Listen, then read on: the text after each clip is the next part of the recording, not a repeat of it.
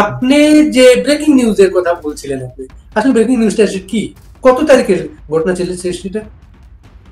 না, আমি যেটা বলছিলাম সেটা হচ্ছে যে 1 আগস্ট, আগস্ট মাসের যে শুরু, সেই দিন থেকেই আহ, শেখ হাসিনা তিনি তার রাজনৈতিক কর্মকাণ্ড, এতদিন তিনি সোশ্যাল মিডিয়ার মাধ্যমে যোগাযোগ রাখছিলেন, কথা বলছিলেন, এই প্রথম তিনি একটি রাজনৈতিক প্রক্রিয়া শুরু করলেন, একটি সাংগঠনিক বৈঠক করলেন। এবং সেখানে প্রেসিডিয়াম সদস্যদের অনেকে উপস্থিত ছিলেন। সকলে নয়, কারণ তিনি মিটিং একসাথে করা সম্ভব নয় বলে, এটা তো তিনি আর ঢাকার গণভবনে নেই, ফলে সবার সঙ্গে মিটিং করতে পারছেন না। তো তিনি পর্যায়ক্রমে এই মিটিংটা শুরু করলেন, এটা এক। আর দুই, যেটা ব্রেকিং নিউজ, সেটা হচ্ছে যে তিনি খুব দ্রুত বাংলাদেশে ফিরতে চাইছেন।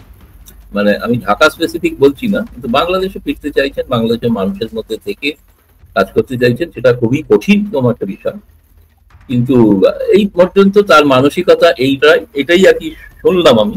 সেই কারণে আমার মনে হয়েছিল যে এই দুটো, অনেকের তো আগ্রহ আছে যে শেখ হাসিনা ভারতে বসে তিনি কি করছেন। নানাবিধ তোমাদের বাংলাদেশের যে বিভিন্ন গণমাধ্যম নানাবিধ গল্প চালিয়েছে, তাকে অমুক জায়গায় মর্নিং ওয়াক করতে দেখা গেছে, তো অমুক শপিং মলে কিছু কেনাকাটা করতে দেখা গেছে, এবং তিনি নাকি তার টাকা ফুরিয়ে গিয়েছিল, তাই তিনি টাকার জন্য জোগাড় করে আবার শপিং করেছেন। এসব নানাবিধ গল্প ছিল, এরকম এই গল্পগুলো গল্পই, তবে গল্পের গরু অনেক সময় গাছে উঠে যায়, সেটা কিন্তু সেটা না রাজনৈতিক শেখ হাসিনা। তিনি আরেকটি জিনিস, সেটা আরেকবার ঠিক 1 বছর তার বিদায় হয়েছে এবং নতুন সরকার, একটি অন্তর্বর্তীকালীন সরকার প্রতিষ্ঠিত হয়েছে বাংলাদেশে, প্রতিষ্ঠিত হয়েছে বা যারা ক্ষমতায় এসেছে তারা, তাদের 1 বছর হয়েছে। এই সময়টাতে তিনি কিন্তু আবার পুনরায় ঘোষণা করলেন যে তিনি প্রধানমন্ত্রী হিসেবে পদত্যাগ করে আসেন। তিনি যেদিন চলে এসেছিলেন, অনেক জল্পনা আছে যে তাকে সেনাবাহিনী পদত্যাগ পত্রে সই করিয়েছিল, ইত্যাদি ইত্যাদি, আমরাও শুনেছিলাম তাই। কিন্তু তিনি নিজে বলছেন যে তিনি পদত্যাগ করেন, এবং সেটা তিনি লিখিত ভাবে বললেন। মানে শুধু মুখে বলেছেন আমি সূত্র মারফত জেনেছি তা বলছি না, তার লিখিত বিবৃতি পেলাম সেদিন। তিনি বলেছেন আমি এখনো প্রধানমন্ত্রী, আমি পদত্যাগ করিনি। এইটাই ছিল ব্রেকিং নিউজ আর কি। এই যে আপনি প্রেসিডিয়ামের বৈঠকটা বললেন, এটা কি প্রেসিডিয়াম সদস্যরা সরাসরি ছিল না অনলাইনে?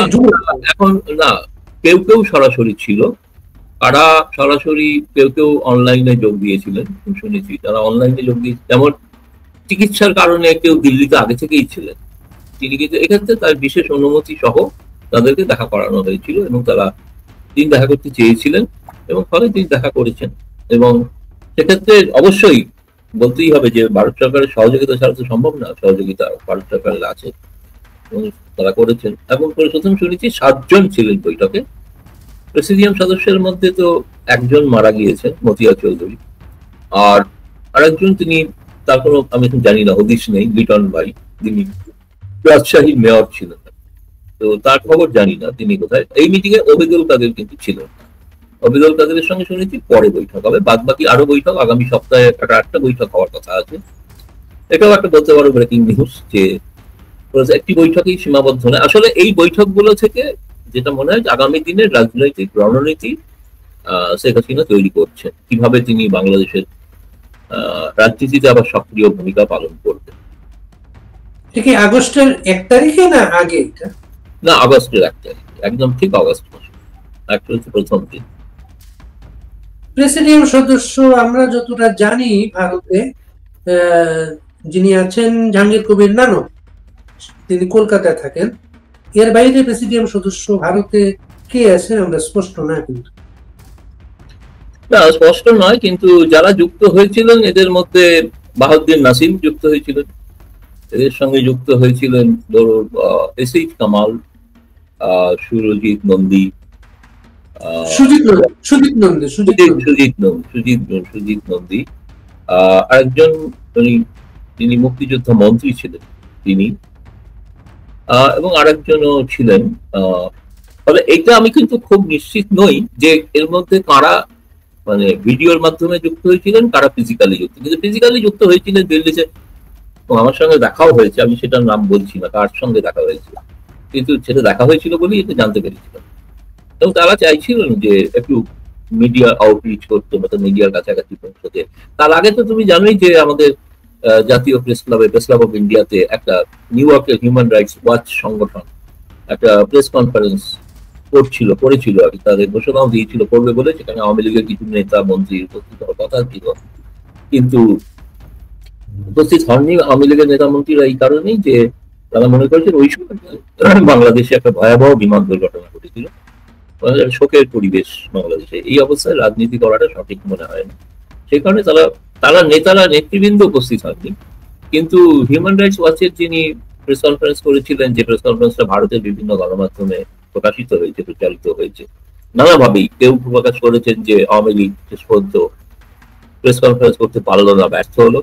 কেউ আবার সঠিক একটা পুরো কি ঘটেছিল প্রেস কনফারেন্স তার একটা পুরো ঘটনাটার একটা বিবরণ দিয়েও রিপোর্ট করে, যেমন দিল্লি খুব বিশ্বাসযোগ্য সংবাদপত্র দ্য হিন্দু, সেখানে খুব রিপোর্ট হয়েছিল যে তারা কি বলতে চাইছেন, হিউম্যান রাইটস ওয়াচ কি নিয়ে কি সেদিন বললেন, সেটা পুরো ভার্বাটিম রিপোর্ট হয়েছিল, এবং যেটা আমার মনে হয় সেটাই সবচেয়ে বিশ্বাসযোগ্য ক্রেডিবল রিপোর্ট হয়েছিল। আপনি যে নামগুলা বললেন তাদের কেউ কেউ যুগ্ম সাধারণ সম্পাদক, কেউ কেউ সাংগঠনিক সম্পাদক। যেমন এস.এম. কামাল হোসেন, তিনি কিন্তু সাংগঠনিক সম্পাদক। বাহাউদ্দিন নাসিম প্রেসিডেন্ট সদস্য না, প্রেসিডেন্ট সদস্য শুধুমাত্র এখানে জাহাঙ্গীর কবির নানক। আর মুক্তিযোদ্ধা মন্ত্রী হচ্ছেন মোজাম্মেল হক মুক্তিযুদ্ধ মন্ত্রী। তিনি ভারতে কোথায় আছেন আমরা স্পষ্ট না, কারণ তিনি এখন পর্যন্ত কোনো মিডিয়ায় আসেননি, তিনি কোনো মিডিয়া আসেন নেই। তার বাড়িতে, গাজীপুরের বাড়িতে হামলা হচ্ছিল, হামলা হওয়ার সময় এলাকার লোকজন সেখানে প্রতিরোধ গড়ে তুলেছিল। প্রতিরোধ গড়ে তুলতে গিয়ে বাংলাদেশে একটা গ্রেপ্তার অভিযান হয় অপারেশন ডেভিল হান্ট নামে। ওই ঘটনাটার পরে গ্রেপ্তার অভিযান হয়, এবং যারা হামলা করতে গিয়েছিল তাদেরকে নয়, যারা প্রতিরোধ করতে গিয়েছিল তাদেরকে গ্রেপ্তার করা হয়। এটা একটা বাংলাদেশে বেশ বড় একটা আলোচিত ঘটনা সেটা। আর একটা ব্যাপার আপনি বললেন যে একটা লিখিত স্টেটমেন্ট, এটা কি প্রধানমন্ত্রী হিসেবে শেখ হাসিনা সিগনেচার করেছেন এখানে? হ্যাঁ, এই স্টেটমেন্টটা যেখান থেকে প্রচারিত হয়েছে সেটা ভেরিফাই করেছিলাম আমি। এখানে একটা শেখ হাসিনার সেক্রেটারিয়েটও আছে, ঠিক আছে, একটা সচিবালয় আছে ছোটখাটো। সেই সচিবালয়ের কিছু কিছু লোকের সঙ্গে আমাদের যোগাযোগ আছে। তো তারা জানিয়েছিলেন আমাকে, যখন এটা পাঠানো হয়, পাঠানোর পর এটা ভারতের কোনো কোনো গণমাধ্যম ছাপেনি যেত আমরা, এটা ইংরেজিতে লেখা একটা বয়ান সেটা আছে, এবং তাতে শেখ হাসিনার বিবৃতি বলে এটা দেওয়া হয়েছিল, এবং এটাকে তারা ডিনাই করছে, কারণ তাতে এমন কিছু নেই যে তাতে ডিনাই করার মতো কিছু থাকবে। তাতে বাংলাদেশের বর্তমান পরিস্থিতি কি, কিভাবে সরকার চলছে, সাধারণ মানুষের কি দুর্বিষহ অবস্থা, সেক্ষেত্রে, এবং কয়েকদিন শেখ হাসিনা তো একটি কোনো টেলিগ্রাম যে গ্রুপ আছে, সেই গ্রুপের সভাতে প্রায় একই কথাই তিনি করেছেন। ফলে মানে কথার মধ্যে খুব মানে ফাঁক আছে বা কোনো পার্থক্য আছে এরকম একটা কিছু পাইনি। ফলে এটাকে ধরে নিচ্ছি যে আমি প্রকৃত অর্থে জেনুইন স্টেটমেন্ট, এই আর কি। এটা কি স্বাক্ষর করা ছিল বিবৃতিতে? বিবৃতিটা আমার কাছে তো হোয়াটসঅ্যাপে এসেছিল, কিন্তু আমি নিজে ভেরিফাই করেছি তার সচিবালয় থেকে। এই সচিবালয় জানিয়েছে ইয়েস, এটা জেনুইন স্টেটমেন্ট। আপনার হোয়াটসঅ্যাপে কারা পাঠিয়েছেন, সচিবালয় থেকে না অন্য কোথাও? অন্য একজন থেকে পেয়েছিলাম আমি, তাকে জানতে চেয়েছিলাম এটা সঠিক কিনা, বলছে সঠিক। তারা অন্য কাউকে পাঠাচ্ছিল আর কি, ভারতের কিছু মিডিয়াকে পাঠিয়েছিল, এবং সেই মিডিয়া থেকেও আমার কাছে এসেছিল, ভারতের প্রথম সারির দৈনিক গুলোকে গিয়েছিল সেই। শেখ হাসিনা এই যে আপনি বলছেন বাংলাদেশে ফিরে আসতে চান, শেখ হাসিনা কিন্তু এরকমই, শেখ হাসিনাকে যারা জানেন তিনি কিন্তু এইরকম নেচারের, কিন্তু যেমন 1/11 সময় উনাকে যখন লন্ডন থেকে আসতে দেওয়া হচ্ছিল না, ওনার টিকিট কনফার্ম করা হচ্ছিল না, তিনি কিন্তু একদম জোর করে এসেছিলেন। এবং তখন যখন আসেন তখন বিলাত থেকে আওয়ামী লীগের কিন্তু একদল নেতা তার সাথে এসেছিলেন বাংলাদেশে। এখানে আসার পরে সেই নেতারা ব্রিটিশ সিটিজেন, তারা সিলেটের একটা বাড়ি থেকে গ্রেপ্তার হন, এবং শেখ হাসিনা যখন আসেন পরবর্তীতে উনি গ্রেপ্তার বরণ করেছিলেন এখানে এসে। কাজেই শেখ হাসিনা আবার আসতে পারেন, এটা অনেকের কাছে অবিশ্বাস্য মনে হলো, এটা তার নেচার কিন্তু সেটা পারমিট করে। সেটা আপনি নিশ্চয়ই জানেন, গতকালকে বাংলাদেশে তার বিরুদ্ধে বিচার প্রক্রিয়াটা সাক্ষ্য গ্রহণ হয়েছে একজনের, এবং অ্যাটর্নি জেনারেল এমন কিছু ভাষা ব্যবহার করেছেন সেটা আওয়ামী লীগের কোটি কোটি নেতাকর্মী সমর্থকদের সহ্য করা কঠিন, সেই প্রতিক্রিয়াটা নিশ্চয়ই আমরা হয়তো পাবো খুব তাড়াতাড়ি। আপনি কি নিশ্চিত যে এটা কয়জন সরাসরি অথবা কয়জন অনলাইনে, এমন কোন তথ্য আছে আপনার কাছে? না, এই তথ্যটা গোপন থাকাই ভালো। এই তথ্যটা প্রকাশিত হওয়া শেখ হাসিনার নিরাপত্তার ক্ষেত্রে এবং সেই সব নেতাদের নিরাপত্তার ক্ষেত্রে এটা একটা বিঘ্ন ঘটাতে পারে। কারণ এই যেখানেই তারা থাকুক, মানে বাংলাদেশের বাইরে, সেখানে যে খুব নিরাপদে থাকবেন বা তাদের উপর এখানেও আক্রমণ হবে না এমন কিন্তু নয়। হতেই পারে চোরাগপ্ত আক্রমণ, যদি বাংলাদেশে গোটা বাংলাদেশে যে মব জাস্টিস চলছে তার কিছু প্রতিফল এখানে ঘটলেও ঘটতে পারে। একজন দুজন সন্ত্রাসী তারা একটা হামলা করলে তাদের তো 1 মিনিট লাগে হামলা করতে, তাই না? তবে সে কারণে আমার মনে হয় নিরাপত্তার কথাটা বিবেচনা করেই তাদের এই হদিশ কলকাতা, আগরতলা, গুয়াহাটি কি লন্ডন, এটা না প্রকাশ করাটাই তাদের নিরাপত্তার পক্ষে ভালো বলে আমার মনে হয়, এবং শেখ হাসিনার পক্ষেও এটা ভালো। আপনি যাদের নাম বলেছেন, যাদের সাথে বৈঠকটা হয়েছে, তাদের একজনকে আমি গত সপ্তাহে যোগাযোগ করেছিলাম। তিনি কিন্তু এখনো কিন্তু আমাদের সাথে অনলাইনে যুক্ত হন নাই, এখন পর্যন্ত যুক্ত হন নাই, ফোনে আলাপ হয় বিভিন্ন সময়। তখন আমি জিজ্ঞেস করলাম, সবাই তো কথাবার্তা বলছেন, আপনি বলবেন কবে? তখন বলবেন হ্যাঁ খুব তাড়াতাড়ি বলবো। তখন আবার জিজ্ঞেস করলাম আমি কি আজকালকে চেষ্টা করবো? বলে না, শনি রোববার পরে আমি যোগাযোগ করবো। শনি রোববার চলে গেছে, আজকে সোমবার। পরবর্তী বৈঠকের কোনো ধারণা আছে আপনার? আমি এদের থেকেই শুনেছি যে এই ধরুন আগামী সপ্তাহে এরকম একটা বলা হয়েছে টেন্টেটিভ, সেই সপ্তাহটা আগামী শনিবারে তো 9 তারিখ, তার মধ্যে কিনা বা তার পরের সপ্তাহে কিনা সেটা এখন নিশ্চিত নয়। একটা অর্থাৎ যেটা মধ্যে সিদ্ধান্তটা দিনটা বড় না, সময়ও বড় না, বড় হচ্ছে রাজনৈতিক সাংগঠনিক বৈঠক শুরু হলো এবং সাংগঠনিক বৈঠকের প্রক্রিয়াটা পর্যায়ক্রমে হবে এবং পর্যায়ক্রমে হওয়ার পরে তারপরে তিনি হয়তো এই ব্যাপারে একটা সুচিন্তিত সিদ্ধান্ত কিছু নেবেন এবং যেটা সকলের সঙ্গে আলোচনার ভিত্তিতেই নেবেন। এই আলোচনাটা করে তিনি তথ্য সংগ্রহ করছেন, মতামত নিচ্ছেন এবং ফলে এবং কিন্তু সেটা কিন্তু অনির্দিষ্টকাল না, সেটা আমি বলছি খুব দ্রুত নেবে, হয়তো আগস্ট মাসের মধ্যেই নেবে, 31শে আগস্টের মধ্যে হয়তো নিতে পারে। তো এই সময়টার মধ্যে তিনি খুবই সাংগঠনিক না ধরনের বৈঠক করবেন বলে আমি জানি। এখন এই বৈঠকের মধ্যে একমাত্র ওই মুক্তিযোদ্ধা মন্ত্রী ছাড়া আর কোনো মন্ত্রী কিন্তু ছিলেন। আপনি বৈঠকে যারা ছিলেন আপনি উল্লেখ করেছেন তাদের সাথে আপনার কন্ট্যাক্ট হয়েছে, যোগাযোগ হয়েছে, তো ওই বৈঠক সম্পর্কে তারা কোনো তথ্য দিয়েছেন আপনাকে? না, তারা প্রথম তথ্য তো তারা দিয়েছেন বলেই আমি বলতে পারছি। সেটা হচ্ছে তারা তথ্য দিয়েছেন যে যেটা ওই বিবৃতিতে লেখা আছে সেটা সম্পূর্ণ সত্য। তো সেই কথাটা তিনি নেতাদেরও বলেছেন, যে কথাগুলি তিনি লিখিত ভাবে বলেছেন সেই কথাগুলি তিনি এই নেতাদেরও বলেছেন। 1, 2 হচ্ছে প্রত্যেক নেতার তাদের একটা অনুভব হয়েছে তারা যেন ঢাকাতে প্রধানমন্ত্রী বাসভবনে বৈঠক করছে এবং তারা ভারত সরকারের যে ব্যবস্থাপনা তার ভূয়সী প্রশংসা করেছে, তাকে যে ধরনের নিরাপত্তার মধ্যে রাখা হয়েছে তার প্রশংসা করেছে এবং তাদের মনে হয়েছে যে তারা নিজেরা যতটা মুষড়ে পড়েছিলেন, যতটা ভেঙে পড়েছিলেন বা যতটা হতাশগ্রস্ত, নেত্রীকে দেখে তা মনে হয় তিনি আজও যেন তিনি ক্ষমতাচ্যুত কিন্তু তার মেজাজ তিনি সেই প্রধানমন্ত্রী শেখ হাসিনাই আছেন এবং মেজাজটা তার প্রধানমন্ত্রী, এটাই বলতে চাইছি। ফলে তারা তিনি কিন্তু ওদের বলেছেন যে তোমরা কিন্তু কেউ কেউ হয়তো একটু আবেগপ্রবণ হতে চাইছিল, তিনি বলেছেন এটা আবেগের সময় নয়, আবেগ দেখানোর সময় নয়, এটা বাংলাদেশের মানুষ কষ্টে আছে, ফলে তাদের কাছে কিভাবে আমরা আবার একটা অসাম্প্রদায়িক সরকার প্রতিষ্ঠা করে দিতে পারি সেই লক্ষ্যেই আমাদের কাজ করা দরকার, সেই লক্ষ্যেই এগোনো দরকার। ফলে এখন এটা একটা কঠিন চ্যালেঞ্জ। আর তিনি বলেছেন এটা আবার একটা কথা যে বাংলাদেশে এই ঘটনাটা যে প্রথম ঘটেছে এমন না, বাংলাদেশের ঘটনা তো ঘটেছে 71 থেকে 75-এর পর, 75-এ বঙ্গবন্ধু হত্যার পর টানা 91 পর্যন্ত একটা সেনা শাসন, সেনা সমর্থিত শাসন চলেছে। তারপরেও আবার ক্ষমতা গণতান্ত্রিক সরকার, তথাকথিত গণতান্ত্রিক সরকার প্রতিষ্ঠিত হওয়ার পরেও আবার সেনা শাসন হয়েছে। সেই সেনা শাসন সেনা সমর্থিত সরকার দীর্ঘ সময় ধরে ছিল ক্ষমতায়, তাদেরকে হঠাৎ মাঠে নেমে আন্দোলন করতে হয়েছিল। সেই আন্দোলনে করার পরিপ্রেক্ষিতে সেই সরকার নির্বাচন দিতে বাধ্য হয়েছিল এবং সেই নির্বাচনে কেয়ারটেকার সরকারের অধীনে নির্বাচন, যেটাকে বাংলাদেশে এখন পর্যন্ত আমি বলছি 75-এর পরবর্তী সময়ে সমস্ত নির্বাচনের মধ্যে সব থেকে নিরপেক্ষ, অবাধ বলে বলা হয়। বিদেশি সংবাদ মাধ্যমরা তারা স্বীকার করেছিল যে টাইম ম্যাগাজিনের একটা কথা আমার মনে আছে, যেটা সেই সময় আমার কাছে রয়েছে, সেটা আমি আমার বইতেও আমি লিখেছি। হয়েছিল অবাধ নিরপেক্ষ নির্বাচন হলে বাংলাদেশে আওয়ামী লীগকে হারানো সম্ভবই।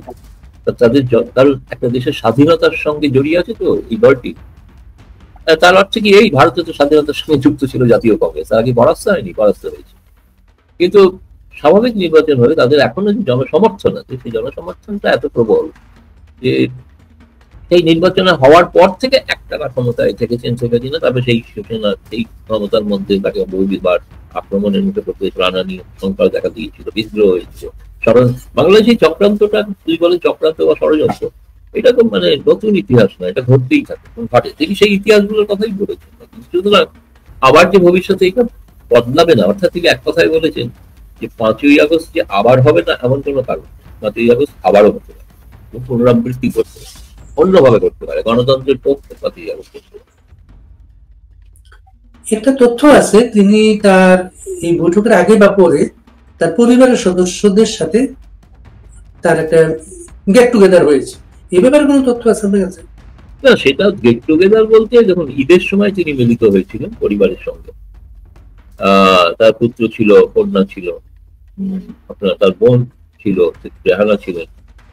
সেগুলো তো ঈদের একটা ঈদ পালনের ব্যাপার ছিল আর কি, সেটা তো অন্য হিসাব। আর এই সময়ের মধ্যে হ্যাঁ কিছু পরিবারের সদস্যের সঙ্গে তার কথা হয়েছে, পরে হয়েছে। আপনি যেটা তুমি যেটা বলতে চাইছো পরে হয়েছে, আমার কাছে খবর ছিল আগেই হয়েছে। ফলে সেটার একটা বড় কারণ ছিল যেটা, সেটা হচ্ছে যে তিনি মানে খুবই মরিয়া হয়ে উঠেছিলেন যে তিনি আর এখানে থাকতে চাইছেন, তিনি ফিরতেই চাইছেন। বন্দী হলে হবো, আবার যাবো, এরকম। তো সেইটা তার পরিবারের সকলের সঙ্গে আলোচনা করে পরামর্শ করতে চাইছেন যাওয়াটা কতটা সঠিক। কারণ উনি যখন, তুমি যে উদাহরণটা দিয়েছিলে যে লন্ডন থেকে তিনি ফিরে আসার পর যে গ্রেফতার, আজকের পরিস্থিতি সেরকম। কারণ তখন জনমানুষটা তদানীন্তন সেনা সরকারের বা সেনা সমর্থিত সরকারের বিরুদ্ধে ছিল। আজকে কিন্তু আওয়ামী লীগের বিরুদ্ধে একটা জনরোষ আমরা দেখেছি, অন্তত যেটা অস্বীকার করার কোনো উপায় নেই। আমরা দেখেছি যেটা একটা সরকার দীর্ঘকাল থাকলে তার একটা ইনকামেন্সি হয়, সেটা ছিল। কিন্তু তার অর্থে এই 1 বছরের মধ্যে কিন্তু পরিবর্তন, মানে অস্বাভাবিক রকমের একটা কিন্তু জনমানুষের কিন্তু পরিবর্তন ঘটে গেছে।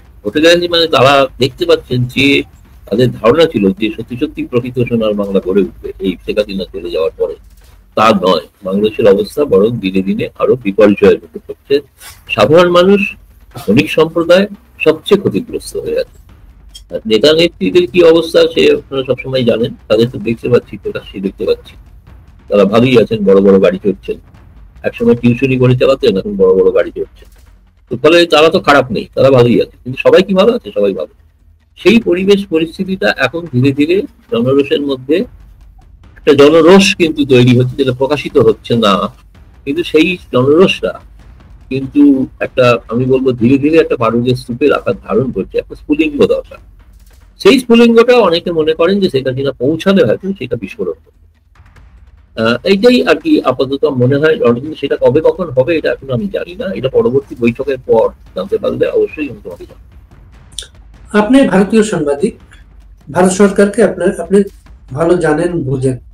এই যে ভারতের সাথে 5ই আগস্টের পরে এখন পর্যন্ত দৃশ্যত সম্পর্কটা স্বাভাবিক হয় নাই। ভিসা সহ নানা কিছু কিন্তু কার্যক্রমগুলো স্বাভাবিক হয় নাই। ভারতীয় অর্থায়নের যেসব প্রকল্প বাংলাদেশে চলছিল, সেগুলার যে চালু আছে, সেগুলার কার্যক্রম চলছে, সে সম্পর্কে তথ্য আমাদের কাছে নেই। আপনি কি মনে করেন যে শেখ হাসিনা চলে আসতে চাচ্ছেন? একটু কথা বলুন।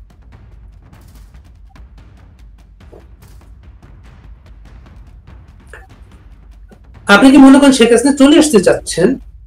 ভারত সরকারের সাথে আওয়ামী লীগের সম্পর্ক কি 5ই আগস্টের পরে যে আস্থার জায়গাটা, আশ্রয়ের জায়গাটা, আতিথেয়তার জায়গাটা তৈরি হয়েছিল, সেটা কি অনেক সচল আছে?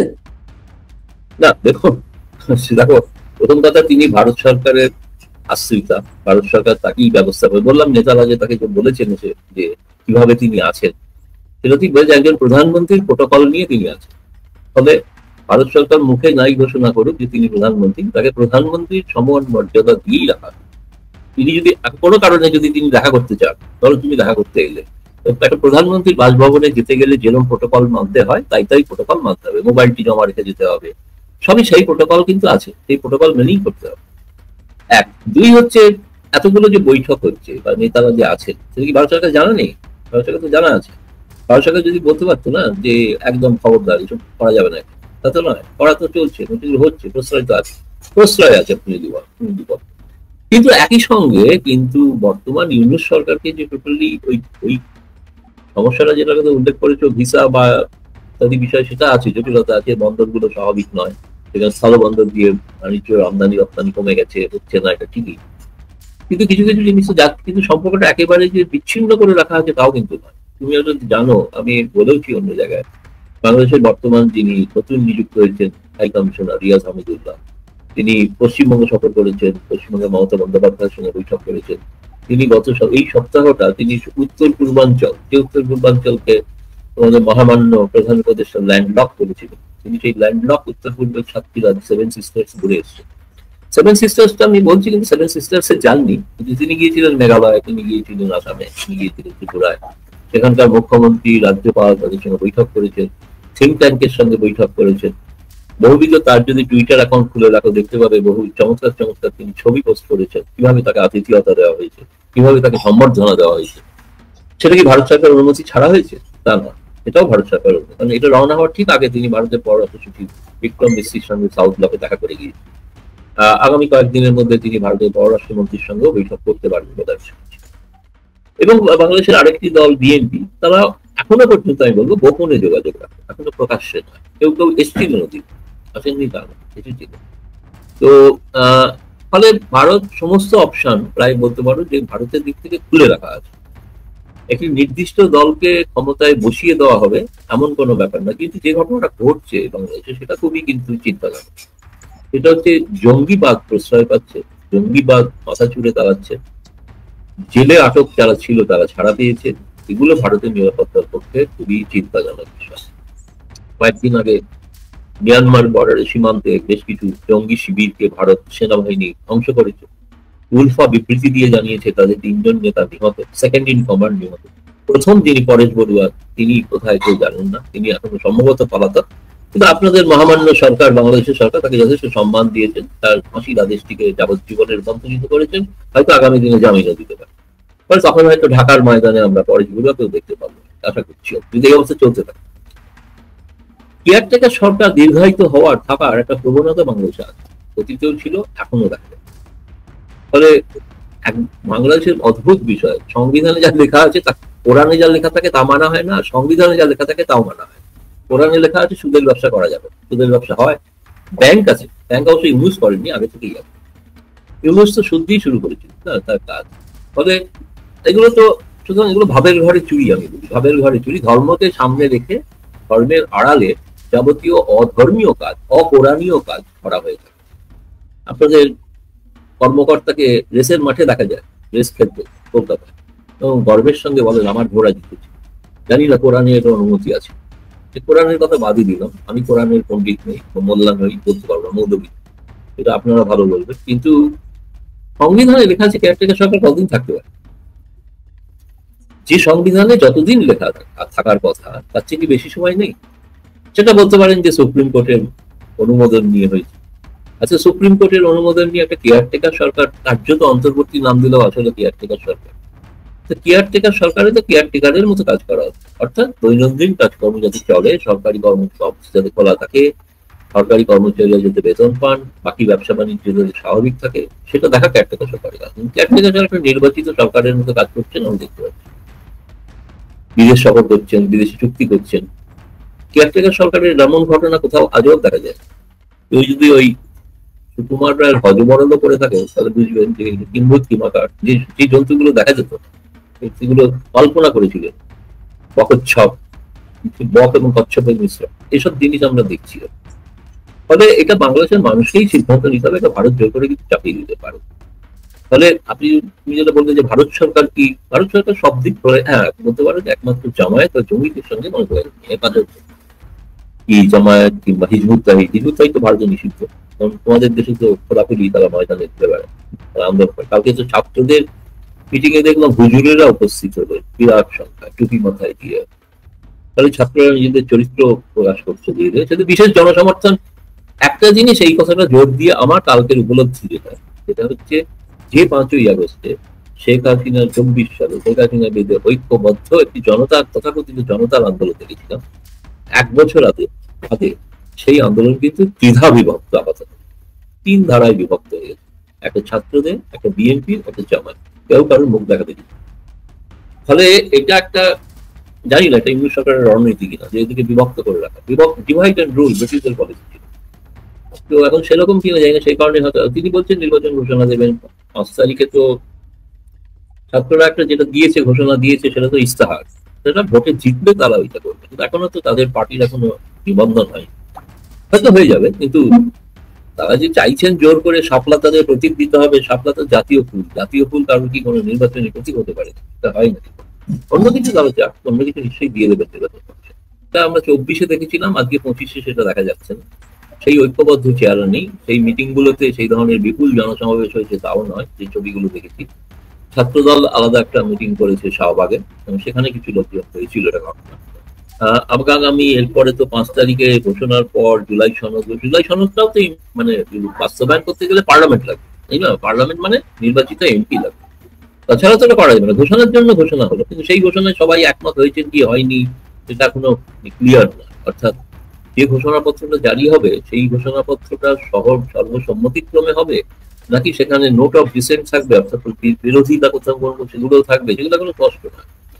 8ই আগস্ট যেহেতু ইউনূস দায়িত্ব নিয়েছিলেন, সেদিন তিনি জাতির উদ্দেশ্যে ভাষণ দেবেন, এটা শুনছি।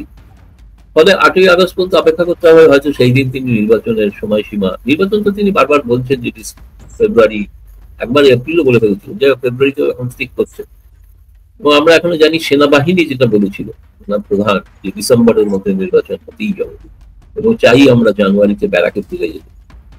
তো যদিও আইন শৃঙ্খলার দায়িত্ব এখনো তাদের উপর আছে, এটা সত্যি খুবই, আর্মির হাতে আইন শৃঙ্খলা থাকার অর্থটাই প্রমাণ হচ্ছে কোনো সভ্য দেশে থাকে না। সভ্য দেশে পুলিশ আইন শৃঙ্খলা রক্ষা করে, এখানে আর্মি বিপর্যয়ের জন্য আছে, যেটা প্রাকৃতিক দুর্যোগেও আছে, আর আইন শৃঙ্খলা যদি ব্যাপক অবনতি হয় সেখানে আছে। ফলে আইন শৃঙ্খলা যে স্বাভাবিক না, এটা বড় প্রমাণ, কারণ সেনাবাহিনী এখনো বেড়াতে পেরেনি, যতই দাবি করে থাকুন ইউনূস সরকার বা তাদের লোকেরা যে আইন শৃঙ্খলা স্বাভাবিক হলে সেনা কেন এখনো রাস্তায় সরব, এই প্রশ্নটা তো করা উচিত। আমাদের তো, আমরা ভারতে তো এসব দেখিনি, ভারতে দেখিনি বলে এগুলোকে আমাদের কাছে ব্যতিক্রমী রাষ্ট্র।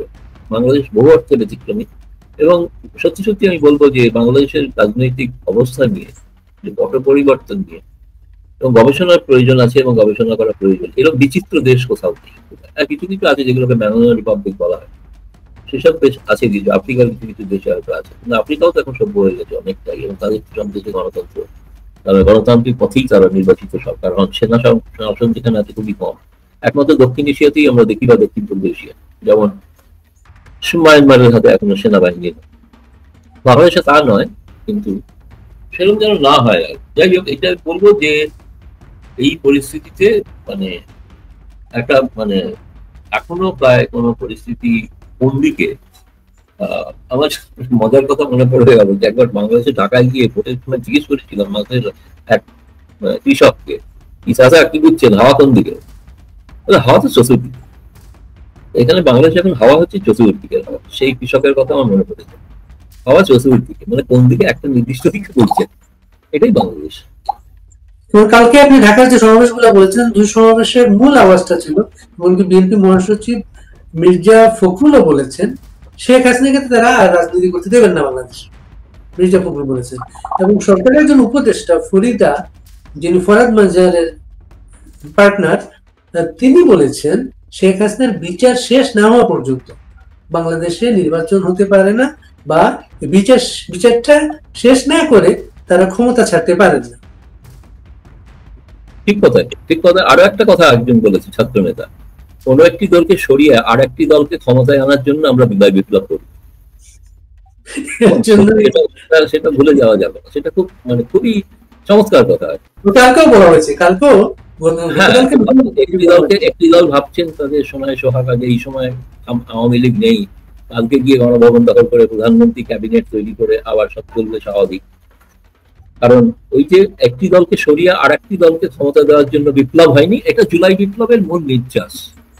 এটা মাথায় রাখা দরকার বাংলাদেশের সব রাজনৈতিক রাজনৈতিক অর্থাৎ একটা অরাজনৈতিক ব্যবস্থা গড়ার জন্য জুলাই বিপ্লব। ভারতের সাথে সম্পর্কে একটা অগ্রগতি আছে ইউনুস সরকারের, যেটা যে দিল্লি দখলের কথাবার্তা এখন নেই। আম গেছে আপনাদের সবার কাছে, আমটা আপনারা আগেও পেতেন, আমটা এবারও গিয়েছে। আমটা কিভাবে বিলি বন্টন হলো, কোনো তথ্য আছে আপনাদের কাছে? না, তথ্য মানে এটা সাধারণত সমস্ত প্রধানমন্ত্রী, রাষ্ট্রপতি, ক্যাবিনেট মন্ত্রী, যারা মূলত বাংলাদেশের সঙ্গে যেসব মন্ত্রণালয়গুলো জড়িত, সেই সব মন্ত্রী, কিছু রাজনৈতিক নেতা কর্মী এবং কিছু বাছাই করা সাংবাদিক, তাদেরই সাধারণত দেওয়া হয়ে থাকে এবং সেভাবে এবারেও তাই হচ্ছে, এবারেও সেভাবেই দেওয়া হচ্ছে। সে বাছাই করা সাংবাদিকের মধ্যে আপনি ছিলেন?